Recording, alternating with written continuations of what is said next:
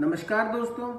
हम जब president of India के लिए एड्रेस करते हैं तो हम संबोधन करते हैं his excellency the honourable the president of India, Hindi में महामहिम राष्ट्रपति महोदया। सिमिलरली प्राइम मिनिस्टर के लिए भी एक्सीलेंसी का शब्द प्रयोग किया जाता है और गवर्नर साहब के लिए भी इसी तरह का संबोधन किया जाता है। फॉर ऑनरेबल जजेस वी से and right Honorable Mr. Justice so and so, for Supreme Court judges as well as for High Court judges. For trial court judges, we address them as Your Honor, Honorable, Sir, etc. क्या ये संबोधन का कोई protocol है?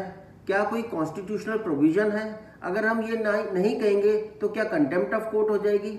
इन्हीं सब के बारे में मैं कुछ अपने विचार रखना चाहता हूँ। देखिए, हिज एक्सीलेंसी शब्द का प्रयोग किंग, क्वीन या एम्परर के लिए किया जाता है और प्रेजेंट एरा में ऐसा संबोधन का अर्थ है colonial mindset. That means we are not yet free from our mind although we have gained independence and we are treating ourselves as slaves of these public servants. For a president the correct address is Mister President. और कोई constitutional provision तो है नहीं कि इनको इन sovereign public servants को ऐसे ही address किया जाए। सिमिलरली एड्रेसिंग ए जज as your honour is also a symbol of feudal character.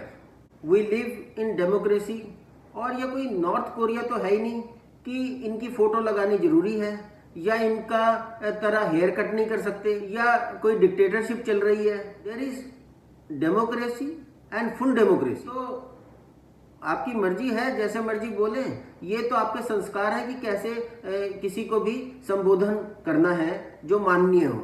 So saying honourable और हुजूर, ये सब तो एक तरीका है बात करने का। अकबर बीरबल के ज़माने में भी हुजूर शब्द का प्रयोग किया जाता था और आजकल जजेस ने भी कोर्ट्स के लिस्ट में भी आ जाता है और जगह जगह उन्होंने नोटिस भी लगा रखे हैं कि don't address our self as my lord, your lordship, your honour etcetera. कुछ ट्रायल कोर्ट जजेस जरूर हैं जो कभी फील कर जाते हैं अगर उनको सिर्फ संबोधन सर से कर दिया जाए और योर ऑनर ना कहा जाए। सो एज ए लॉयर तो ये है कि ए साइकोलॉजी ऑफ ए जज we have to address that and we have to deal with that situation and we have to be respectful in the courts, that is a different matter. पर ऐसा नहीं है कि अगर हम HMJ नहीं लगाएंगे तो कोई कंटेम्प्ट हो जाएगा या कोई एक तौहीन हो जाएगी और that it will not be taken as a good gesture on the part of a lawyer और ए लिटिगेंट। पर यह बात तो है कि कॉज लिस्ट में भी हाई कोर्ट के, सुप्रीम कोर्ट में उस पर लिखा हुआ आता है HMJ और ये रिटायरमेंट के बाद भी HMJ के आगे RETD लगा देते हैं।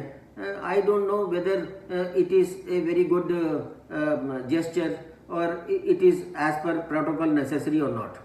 अभी रिसेंटली न्यूज़ में आया था कि किसी प्लीडिंग में मद्रास हाई कोर्ट के जज ने इसका संज्ञान लिया है कि प्लीडिंग में ऑनरेबल कमिश्नर वर्ड लिखा हुआ था, तो उनको इस बात के लिए थोड़ा सा आपत्ति हुई कि why a honourable is written before the word commissioner. और इसके बारे में उन्होंने कहा कि whether such a protocol is there or not and there is a notice having been issued in that matter. 2012 में प्रणब मुखर्जी साहब ने एक प्रोटोकॉल अप्रूव किया था जिसमें उन्होंने कहा था कि महामहिम वर्ड ना यूज़ किया जाए और हिज एक्सीलेंसी वर्ड यूज़ ना किया जाए और उसकी जगह महोदय या ऑनरेबल वर्ड यूज़ किया जाए। वैसे कोर्ट में जो लॉयर्स रिस्पेक्टफुली संबोधित करते हैं जजेस को और अपने लॉयर्स फ्रेंड को, उसके क्या मायने हैं और क्या अर्थ हैं, आइए इस वीडियो में देखते हैं। बहुत इंटरेस्टिंग है। Court of law never believe three things. When the honorable judge says my learned brother, he neither means that he is learned nor he treats him as a brother. Second, when I say my learned friend, we are generally friends, but we rarely treat each other as learned. And when we say that with profound respect.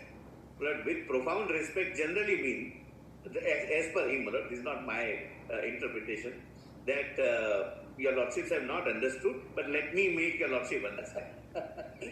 And he has elaborately detailed that with respect means you have not understood. But with profound respect means you have completely not understood. Not at all understood. Not at all understood. So these are the jargons. So we call each other learned. And that is the irony. When your lordship set aside the order of the trial court. सो जो मर्जी कह लीजिए respect से, सानू की express करना था, मन में आया था, सब्जेक्ट भी यूनिक था, डिफरेंट था, सो बना डाला वीडियो। आप भी कंट्रीब्यूट कीजिए और बताइए, एक्सप्रेस कीजिए अपने आप को इस टॉपिक पर। I will be ईगरली waiting for you and for your comments. Thank you very much and जय हिंद।